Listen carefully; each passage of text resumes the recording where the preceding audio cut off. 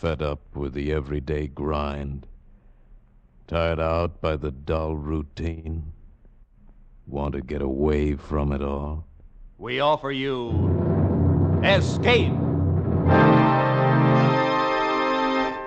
Escape, designed to free you from the four walls of today for a half hour of high adventure. You are speeding through the English countryside, the fast express train rocking beneath your feet. And you know that somewhere in the dark ahead of you, a band of men are plotting the destruction of the train, are planning the moment of your death.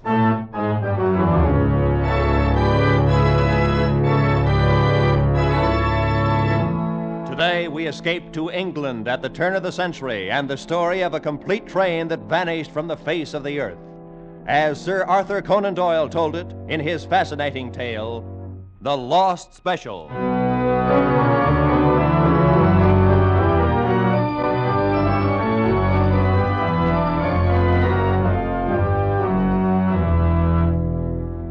"20 years with Scotland Yard have brought me into contact with many weird and unusual events in human affairs, but none more strange than the occurrences which began on the afternoon of June the 3rd, 1890, in the railway station at Liverpool. On no case before had I ever felt myself so helpless, groping blindly, as it were, for an unseen adversary, not being certain of the nature of the crime, not even knowing, in fact, if it were a crime. Suffice to say that along a short stretch of railway line in western England, I learned what is truly meant by terror of the unknown.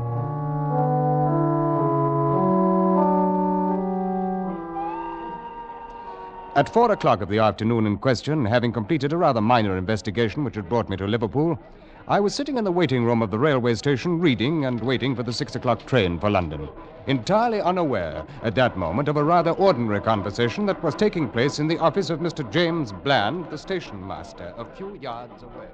I'm very happy to know you, Mr. Carroll, and you, Mr. Gomez. And now, if I might learn the nature of your wishes? Simply this, Mr. Bland. My companion and I have arrived on the steamer from Central America, which docked less than an hour ago. It is of the utmost importance that we reach London as quickly as possible in order to arrange passage across the Channel to France. I see. Well, it's unfortunate you missed the 3 o'clock train, Mr. Carroll. However, there'll be a limited leaving at 6 that will put you in London. That is not soon enough, Mr. Bland. I cannot stress too highly the importance of my reaching Paris at the earliest possible moment. I can understand that, but there simply isn't any other train until Quite 6. so. Quite so. I am informed, however, that it is possible to charter a special train upon occasion. A special? Yes, it's possible. Rather expensive, though. The cost is not important, Mr. Bland. How soon can the arrangements be made? Well, Mr. Hood, do we have an engine available? Yes, sir. Number 247 is on the north siding under emergency steam. Good. Very well, Mr. Carroll. It's 4:08 now. We can roll a special out of here at 4:30. The charge is £55. Gomez, you will pay Mr. Bland £55. Who is on the standby crew, Mr. Hood? Let's see. John Slater is engineer, McPherson guard, Smith fireman. Call them at once. Have them carry 2 standard coaches behind the engine, and telegraph the station master at St. Helens to hold the local on siding there until the special goes through. Make sure the line is clear as far as Manchester. Yes, sir. I'll send for a porter to take care of your briefcase, Mr. Carroll. Seems to be rather heavy. Thank you, no. I prefer to keep it with me, if you don't mind. Certainly, whatever you wish. Now, if you leave here at 4:30, you should be in Manchester at 6:15. The station master there will clear you on to London, and I trust you'll have a very pleasant journey.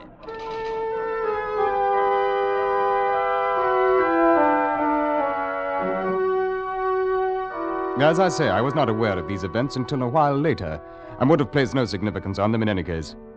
At 4:31, the special train with its 2 passengers and 3 crew members pulled out of Liverpool station and headed for Manchester. And at 10 minutes to 6, I was summoned to the office of Mr. James Bland, the station master. And so that seems to be it. Very likely I have no real reason at all to be worried, Inspector Collins. But since I saw you below there in the station, I thought it wise to call you in on it. Well, I'm happy to be of any help, Mr. Bland. Yes, as I understand it, your special train is running behind schedule, is that it? Incredibly behind schedule. It's nearly half an hour overdue at Manchester right now. We've wired them to check and report back. Well, it isn't exactly unheard of for a train to run slow, Mr. Bland. It is, unless there's some reason, and I can't think of one in this case. The special had clear track all the way. It passed through St. Helens at 4:52, right on time. They wired us, and then 15 minutes later released the local to follow along behind it into Manchester. Yeah, you mentioned something about Mr. Catterall having a companion, I believe. Yes, a great hulking brute named Gomez. He didn't utter a word while they were here. Seemed to be a sort of bodyguard. Catterall himself was small and stooped, with a swarthy complexion, possibly a Latin American. And you got the impression that he was carrying something rather valuable in his briefcase. Yes, he wouldn't let it out of his hands. And he seemed to be in great fear of something, though I haven't any idea what it may have been. What about this second chap, Horace Moore? Typically English, about 40 years old, seemed very anxious to reach his sick wife in London. Oh. Here's Manchester on the wire now, Mr. Bland. Good. What do they... Well, just a moment. Well, here's a message. Assumed change in your original plan. Local from St. Helens arrived Manchester. Reports no sign of special train. Oh, but that's impossible. St. Helens reported the special through ahead of the local. Is there a branch line between St. Helens and Manchester, Mr. Bland? No, not even a double track. There's only a single track main line straight through. Sidings, of course, at the local stations for loading purposes. But, Mr. Hood... Yes, sir? Check every local operator from St. Helens on. We've got to get to the bottom of this. I can't understand it, Inspector Collins. A locomotive and 2 coaches can't simply... Well, it's utterly impossible. It can't have just disappeared. In a few moments, the answers began coming in over the wire. The first was from St. Helens. Repeating our previous message, a special train passed here at 4:52, local departed 15 minutes later. Then from Collins Green. Special passed here at 5 o'clock, followed by local train 17 minutes later. And then Earlstown. Special passed here 5:06, followed by local 18 minutes later. Newton. Special passed here 5:12, local train 17 minutes later. At Kenyon Junction. Special through here at 5:20, local passed 19 minutes later. And then Barton Moss. Local through at 5:53. No special train passed here today. I tell you, it's absolutely unprecedented, Inspector Collins. An entire train and 5 human beings vanishing from an open track between 2 local stations only 8 miles apart. It's impossible. There's the only thing to the contrary being the fact that it has apparently happened. But I can't understand it. Mr. Bland, I think you'd better make arrangements to get us out to Kenyon Junction as quickly as possible.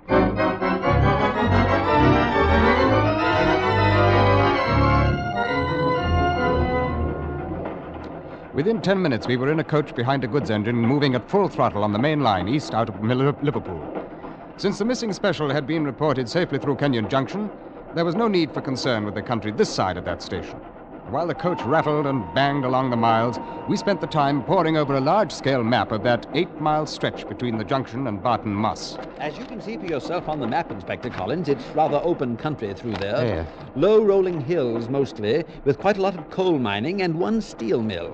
No towns or villages near the railway line. Yes, so I see, Mr. Bland. What about these spur tracks that join the main line? There must be a dozen or more of them. 14, to be exact. Isn't it possible the special could have been switched onto one of those spurs? Well, yes and no.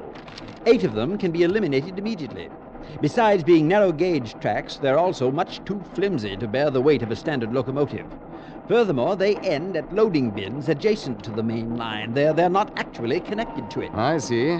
Well, that still leaves 6. Are they all standard gauge? Yes, but 3 of those 6 can be eliminated too, since they've been abandoned for years. The mines they were built for are no longer operated. The Red Gauntlet, Despond, and Heartsease collieries. Yes, but abandoned or not, if the tracks are still there, couldn't they be used? No, they could not. When service to the 3 mines was discontinued years ago, the switches, along with several hundred yards of track adjacent to the main line, were removed to prevent accidents. And that settles that. But we still have 3 lines left. Yes, and all in operation. They serve the Big Ben and Perseverance collieries and the Carnstock Ironworks. Good. Then there's the probable area of our investigation. Probable. Inspector, I fail to see anything probable about a train scheduled from Manchester turning up in a dead-end siding. Well, for many years now, Mr. Bland, I've been approaching problems of this sort with a certain theory of logic. Once both the obvious and the impossible are eliminated, and we seem to agree on those, then the solution must lie in the realm of the improbable, no matter how fantastic it may at first seem. I can't believe it. Why wouldn't the train crew report in? What about Mr. Carroll's anxiety to get to London? Why wouldn't Hey, he wait. We're slowing down, aren't we? That's right, sir. We're pulling into Kenyon Junction. Mm-hmm. This is the last station to report seeing the lost special. Very well, gentlemen. This is where we start to work.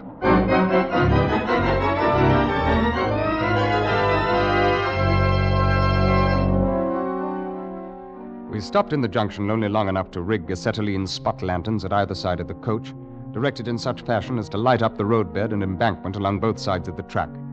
And then we puffed slowly out onto the main line and headed towards Barton Moss, 8 miles away. The first mile of those 8 dropped behind us and brought no significant discovery, and we moved on through the second mile. Save for the flood of light from our lanterns and the dull red glow from the firebox of the engine, the night was as black as pitch. Now and again, the ugly shape of a loading bin for one of the narrow-gauge feeder lines would loom out of the darkness ahead of us and float past, ghostly for a moment in our lights, and then dissolve away behind us into the blackness. But on the roadbed, the rails themselves remained unmarred, undisturbed, and offered not the slightest clue to explain a disappearance that grew more mysterious by the minute. We completed the second mile and moved on, and then suddenly... What is it, Inspector? What do you see? Stop the engine at once, Mr. Hood. Yes, sir. What is it, Inspector? I think I've seen something. I don't see a thing, It's Inspector just off the Collins. embankment there, in the edge of the bushes. We'll need a hand light. Here you are, sir. Good. All right, come on now, let's have a look.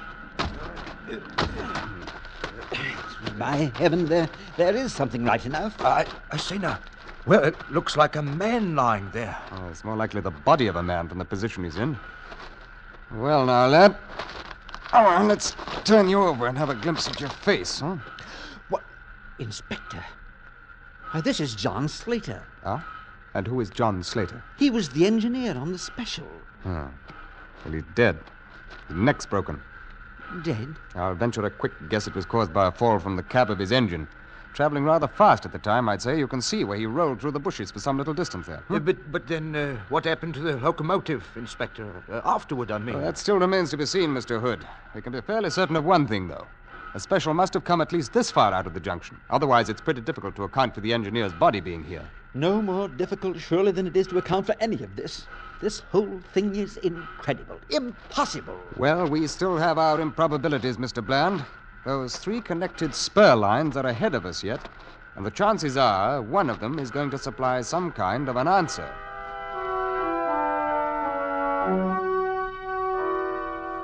By midnight, I'd completed a thorough check of the 3 lines.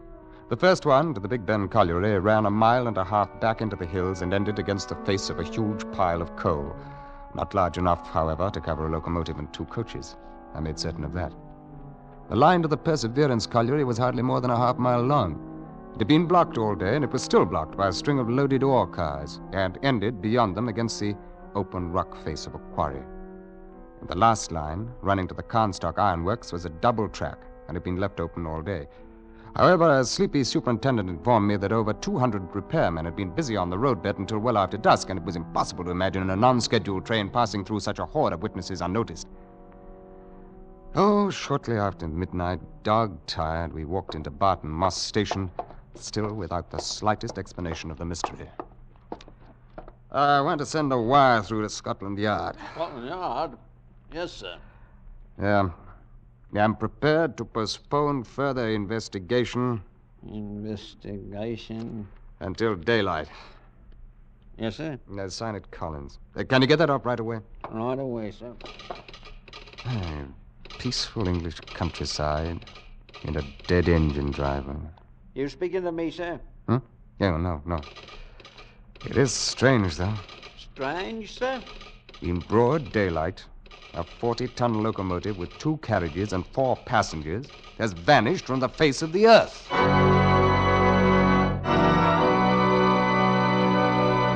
In just a moment, we will return to Escape. But first, 10 great shows come to you every Sunday night on CBS, and right and bright in the middle is America's #1 comedy, The Jack Benny Show. Tomorrow night, Jack will take his place on CBS All-Star Night with a cast that's made The Jack Benny Show a welcome visitor in millions of American homes. Yes, Jack Benny, Amos and Andy, Helen Hayes, Eve Arden, and all the other great stars come to you over most of these same stations in CBS's 10 great shows on Sunday nights. And now, with our star, Ben Wright, we return to the second act of Escape and The Lost Special.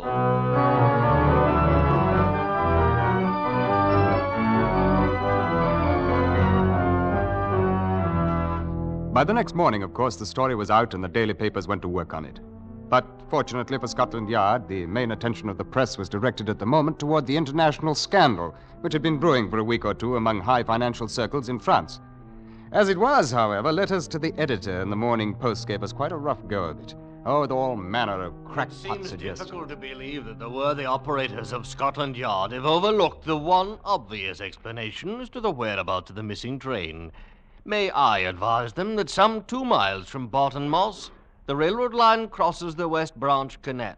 Unquestionably, the special leapt from the bridge and lies now in the muddy water. This whole affair is obviously the work of some subversive organization. And until the culprits are brought in to face their just deserts, no man, woman, or child in England can be considered safe.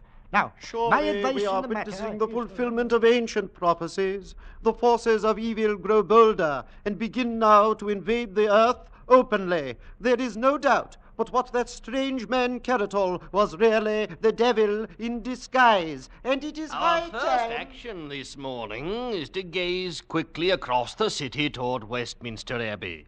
Considering the recently demonstrated inefficiency of Scotland Yard and the Manchester-Liverpool railway affair, it's quite possible the Abbey may be spirited away some night soon. A week passed, and then 2 weeks. We scoured the whole western countryside, following up every lead, tracking down each rumor, and we got nowhere. 3 weeks, 4, and then the press began to ignore the matter. 2 months went by. Nothing new. 3 months, and the activity of Scotland Yard in the matter had come to a standstill. The reason was simple enough. We had no idea what else to do. So the records were finally taken from the active file and marked, "Case still open and unsolved."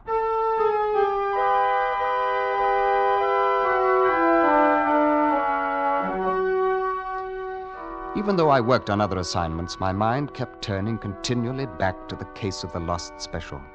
I tried to think of some avenue left untried, some path overlooked, and I could think of nothing. I reviewed all of the improbabilities I'd tested and disproved, and I tried to... Improbabilities.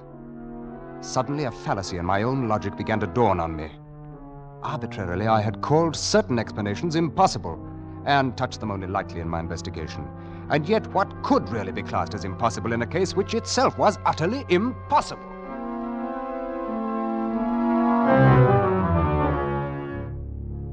Back down to Barton Moss again, and then 10 days of painstaking work.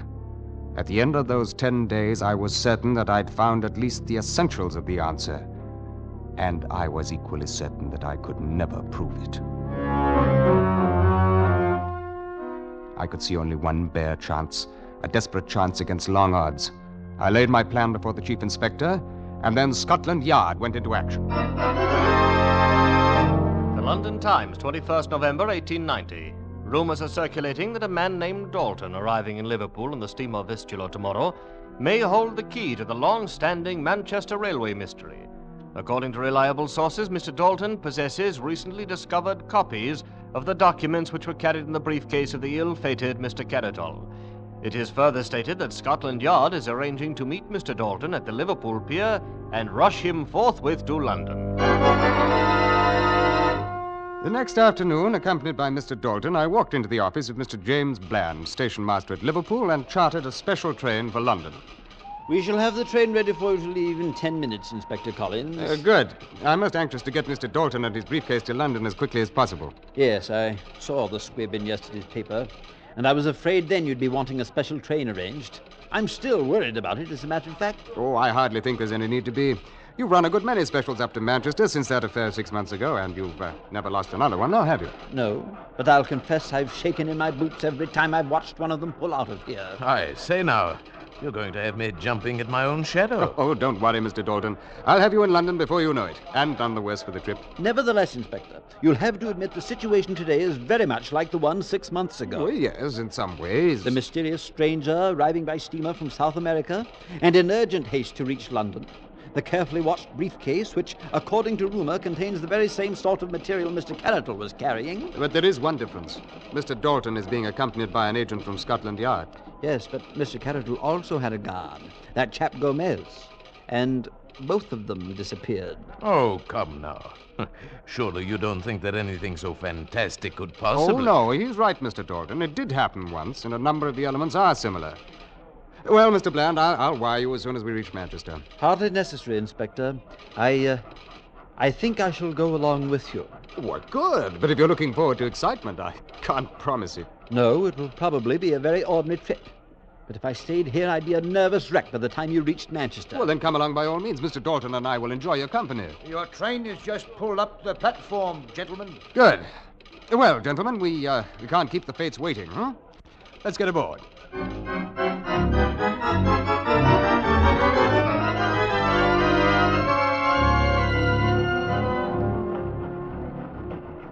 Well, it's certainly been an uneventful journey so far. Why, I hardly expected anything to happen this side of Kenyon Junction, and it's right ahead of us there. Inspector Collins, do you mean you are expecting something to happen on the other side of it? Oh, yes. Yes, that's the whole purpose of the trip.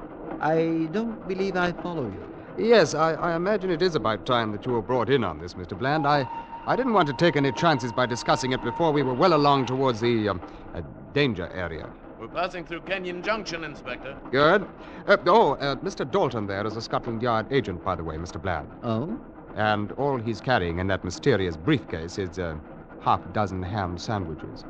I think I should welcome some sort of explanation, Inspector Collins. Yes, do you ever hear of the old trick an archer uses when he loses an arrow? He shoots another in the same general direction, follows it, and sometimes he finds both of them. Well, this train and all of us aboard it constitute the second arrow, Mr. Bland. Do you mean you're expecting this train to vanish like the other? Why, you're deliberately risking our lives. Oh, the risk is not quite so great as you may imagine. But what makes you believe the attempt will be repeated? I've created as nearly as possible the same set of conditions that led to the first disappearance. If I'm right about the motivation, the parties concerned can hardly afford not to repeat. What motivation? I fail to see one. Well, it requires a bit of assuming, Mr. Bland, but the assumptions seem to fit the facts as well as the method used. Let's take some of those facts. Mr. Carroll was in a frantic hurry to reach Paris. His briefcase apparently contained something of great value. He was afraid an attempt would be made to prevent his reaching Paris. Yes. In Paris at that time, a huge financial scandal was brewing, which later came to nothing because of lack of evidence. The scandal involved illegal land operations in Central America. And Mr. Carroll had just arrived from Central America with his briefcase. Even so? Yeah, and finally, it must require a good deal of money to bring about the disappearance of a locomotive and coaches, whereas ordinary criminals rarely have a good deal of money. Now, do you follow me? Yes. Yes, of course. If all that's true, then the idea was to eliminate Carroll completely, along with his evidence. And that's exactly what was done. Inspector, we just passed the spot where John Slater's body was found. Well, then heads up, Mr. Dalton. It's only a few hundred yards now. Tell me this, Inspector. Have you also discovered how the thing was done? Oh, yes. But I'm in the unfortunate position of not being able to prove it. And what do you think it's going to prove if the same thing happens to us? Oh, that. Well, I forgot to mention that there are 20 agents of Scotland Yard concealed in the coach behind us. They're specially selected, armed with rifles, and are there for the express purpose of making sure the same thing does not happen to us. We're slowing down, Inspector Collins. Well, I think this is it. Slowing down? Why? We're leaving the main line. But we can't leave the main line. There's no siding here. Oh, yes, there is. There's the spur track to the Heartsease colliery. But it's abandoned. There's no connection to the main line. The rails were taken away years ago. Ordinarily, you would be right, Mr. Bland, but at the moment there's an excellent switch installed at the main line, and also a very serviceable set of rails connecting it with the old track. We're traveling over them now, as a matter of fact. You see anything, Mr. Dalton? Not yet, sir. The train is being manned, incidentally, by Scotland Yard agents. I took the liberty of holding the regular crew in the coach behind us until we could find out which of them has been bought off, which scheduled to end up like John Slater. But I must confess, Inspector, look. Men are coming out of the bushes behind us. They're already starting to pull up the rails. You see, Mr. Bland, in 15 minutes you'll be right again. There'll be no connection between the Heartsease siding and the main line. Yes. Yes, I see now. By heaven, I never would Mr. have... Bland, it won't do any good to try to signal with that pocket handkerchief. I'm afraid I don't quite understand you, Inspector. Then perhaps you'll understand the fact that you're under arrest for the murder of Caratol, Gomez, and John Slater. Why, that's utterly ridiculous. Why have we stopped? In order to permit the... there's your answer. I think that 20 agents of Scotland Yard should prove more than a match for your assistance. Your guesses are nothing less than preposterous, Inspector. What could I or anyone else gain by merely switching a train onto an abandoned siding? The other special, if you recall, disappeared. Ah, yes, so it did. And straight ahead of us, a mile and a half, if you recall, Mr. Bland, this spur ends at the Heartsease mine shaft, one of the largest inclined shafts in this part of the country. According to the records, it used to be 900 feet deep. But upon investigating it last week, I found it closed off by a tremendous cave-in at 400 feet. Now tell me, Mr. Bland, was the cave-in caused by the explosion of the locomotive's boiler when it struck the bottom? Or did you dynamite the shaft after the train went into it? You've no proof of any of this and no evidence whatsoever against me. Your train crew in the coach behind us have all signed statements. And I think we'll get a good deal more evidence from the men who are being rounded up out there now. I have nothing further to say. There's nothing you can say, Mr. Bland. We've seen your bank account with those mysterious and heavy entries which are dated about the time the special disappeared, which I'm sure we shall be able to trace to certain French sources. We've succeeded in tracing down McPherson and Smith, the fireman and conductor you bribed to vanish. Too bad you couldn't bribe Slater, the engineer, because his death was most unfortunate. You see, his body furnished us with our first clue. Yes, Mr. Bland. Without Slater's body, we might really have thought that the lost special had disappeared into thin air.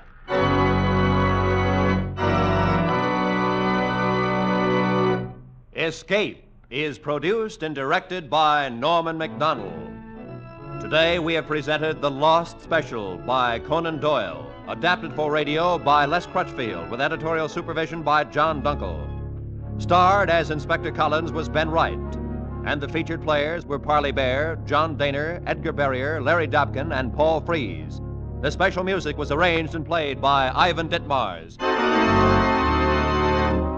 Next week, You're aboard the Orient Express, rushing through the European night, bound for Constantinople.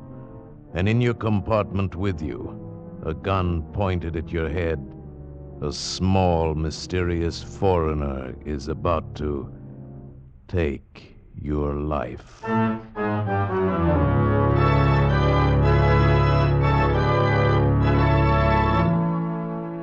next week, we escape with Graham Greene's exciting novel of intrigue, Orient Express. Goodbye, then, until this same time next week, when CBS again offers you Escape.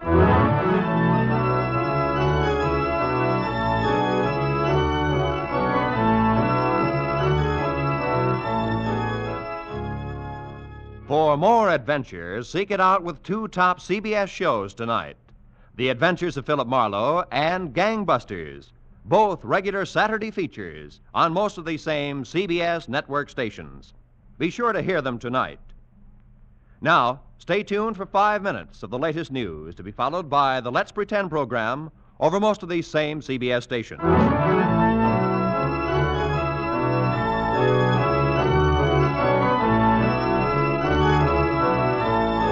This is Roy Rowan speaking for CBS, the Columbia Broadcasting System.